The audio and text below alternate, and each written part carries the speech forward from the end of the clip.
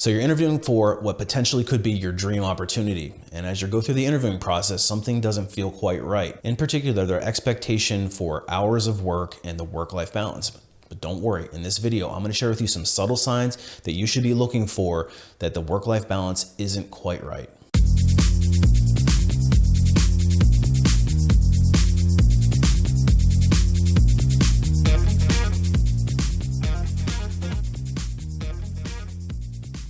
Hey everybody, it's Brian from A Life After Layoff, and today I want to share with you some subtle warning signs that there might be a work-life balance issue with that company you're interviewing for. Now, there's an underwriting theme to some of the coaching sessions that I've been having recently with several clients, and there's a palpable sense of burnout in their current jobs, and they're looking to make moves into better opportunities. One of the things we've been trying to root cause is the work-life balance issue and where it's actually happening so that we can assess opportunities going forward that we won't be jumping into the same issue.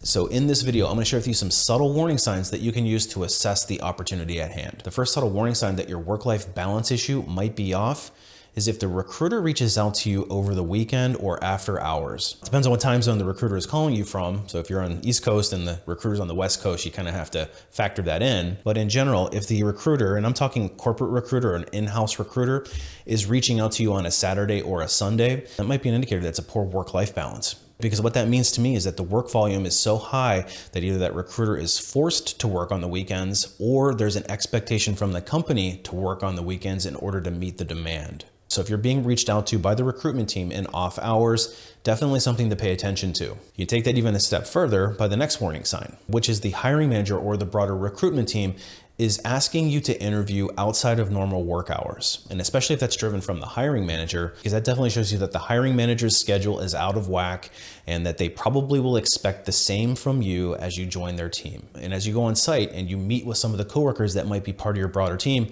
and they express excitement about you joining because they finally can get a day off, that's definitely a warning sign to pay attention to as well. Because if you're the cavalry that's being called in, chances are there's still going to be a work-life balance issue after you get there. Because listen, we don't want to be looked at as the savior because it just sets you up for unrealistic expectations. In fact, I would even ask some of those coworkers in your interview what the work-life balance issue is and what the company's philosophy is on getting your paid time off. Because if you can't ever take your vacation, you're going to be burned out before you know it. And now the next warning sign to look at is if they say things like, we work hard, we play harder. Now I covered why that's a warning sign in another video, so I will leave a link for that. But listen to those red flags as you're in the interviewing process, because all that's saying is that they expect long hours of work and they're going to try to dangle some sort of reward in front of you. And let's face it, how many people really want to spend additional time at a work-related event in the after hours, celebrating some win when they could be home with their family, celebrating there instead? And the next thing to look for, especially during the holiday period, is if they post positions on holidays and weekends as well. So if you see a job posting going up on a Saturday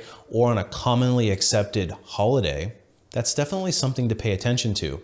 Because again, the expectation is, even though it may be outside of your department, the other departments in that organization are working long, hard hours, and then likely the expectation is going to be the same for you. Now, the next major warning sign to look for is if the job keeps on getting posted over and over again. Because if they're posting multiple positions because of company growth, that's probably a little subtle warning sign that the work-life balance is going to be a challenge. Or alternatively, if they keep turning people over in that same seat. So definitely try to do your due diligence and understand why the position was open to begin with. Because if you find out that the person was too overloaded with work, chances are it's probably going to be the same for you. Now, the next subtle warning sign to look at is if there's a common theme in the Glassdoor reviews that you're reading. Because if they're all saying the same thing, that the company's great, but there's a work-life balance issue, then chances are that's probably going to be something that you should be assessing during your interview itself. So you're definitely going to want to ask the hiring manager what their philosophy is on work-life balance. And during the interviewing process, if the hiring manager is expecting you to put together a lengthy presentation to prepare for the final round, that could be a warning sign as well. Because if you watch my videos, you know how I feel about those types of things. And to me, that's a warning sign that if the employer is not valuing your time properly during the interview, what makes you think it's going to be any different after you start? Because there's simply no reason that an employee should have to prepare 8 to 12 hours of presentations for a position where they don't have a guaranteed offer at the end. All right, so there's some subtle warning signs that you should be looking for in the interviewing process to understand whether or not there's going to be a work-life balance issue. And if you suspect that there's a work-life balance issue, you need to flush that out during the interview itself. Because if you start that new job and there's a work-life balance issue, you will likely burn out pretty quickly and you'll turn over, and that's just going to weaken your resume. And listen, there's nothing wrong with walking away from an opportunity that is not going to be good for your long-term health. All right, hopefully this helps you identify some of those potential subtle warning signs of a work-life balance issue. But if you're finding yourself having difficulty getting to the next round of interviewing, that's something that I specialize in. I've got a website called alifeafterlayoff.com. It's loaded with tips and tricks, all from an insider's perspective. And I have my deepest and most intimate knowledge in the form of a few training courses. The first one is called Resume Rocketfuel, designed to teach you how to write a resume that's going to give you the best chance of getting noticed by that recruiter, ultimately to land that first interview. And then once you land that first interview, it's up to you to sell yourself to get through the rest of the interviewing process. And that's where the Ultimate Job Seeker Bootcamp comes in.